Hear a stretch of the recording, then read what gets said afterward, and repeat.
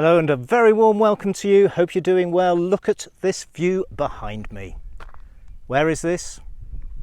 I'll come on to that in a second. Welcome to Bansko blog.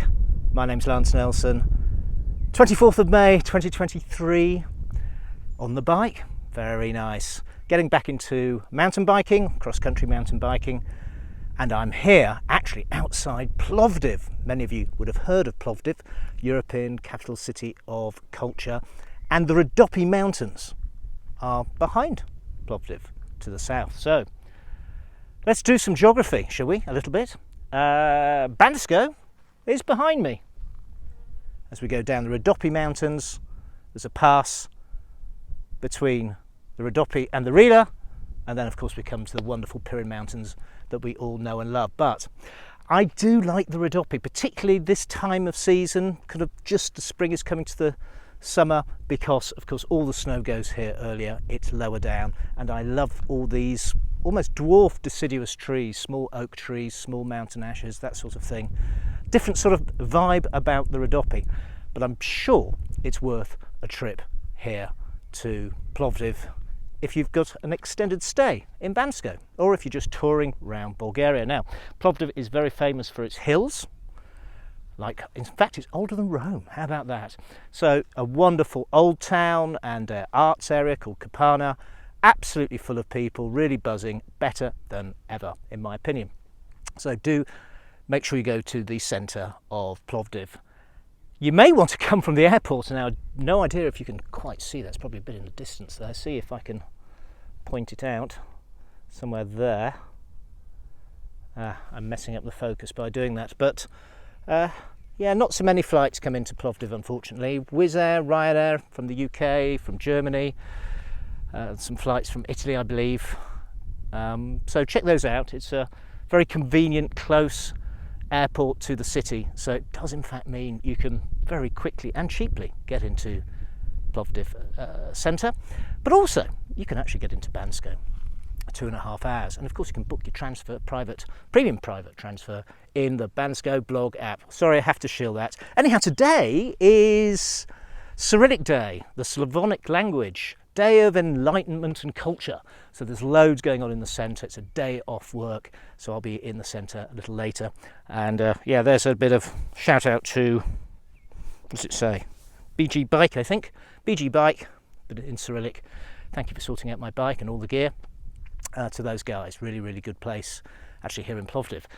So that's really all I've got to say today, is to make you aware that actually the mountains, the Rhodope Mountains, are a huge area. I mean, there's loads and loads of areas you can visit, but this is an accessible part from the city. Literally, it was 15 minutes drive.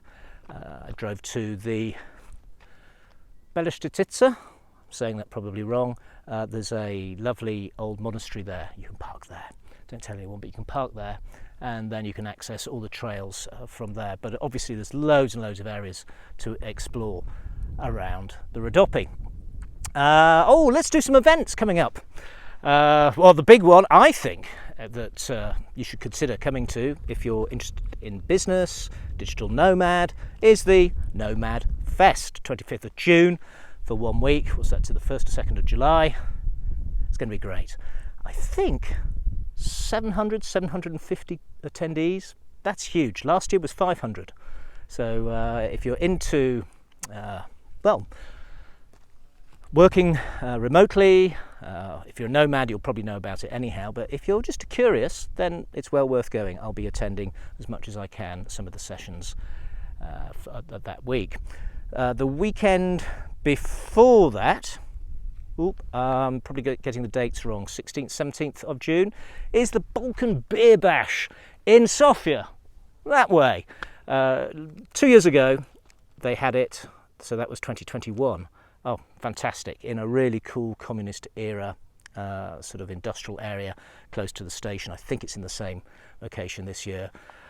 Loads and loads of beers, including the famous Cloudwater from Manchester. So if you are into craft beer, let me know in the comments, do you like Cloudwater beer? But amazing ones from all around the Balkans, including, of course, one of my favourites here, made here in Bulgaria, Sofia Electric. But lots and lots of really good new craft breweries are cropping up in Bulgaria, including actually some around here in Plovdiv. Last weekend was the Plovdiv Beer Fest, and I was really shocked. An amazing event, and what a rock band. I actually gave Step by Step a run for their money, if I may say so. That's hearsay really, isn't it? But yeah, tremendous band playing all my rock favourites. Hendrix, Stones, all those fantastic classics. So that's the big one, I think, but also the Jazz Fest. You will all know about that. Oh my gosh. Is it the 2nd, 3rd of August? I'll put that down in the show notes below. Obviously an amazing week. Does get busy though. So yeah, if you want the mountains all to yourself, possibly not the best week. Of course, you can go a bit further away to Dobrinstein. There'll be nobody there. Obviously, if you want a trip where there's nobody, then as you can see, I haven't seen anybody on my mountain bike ride today. Not one single person.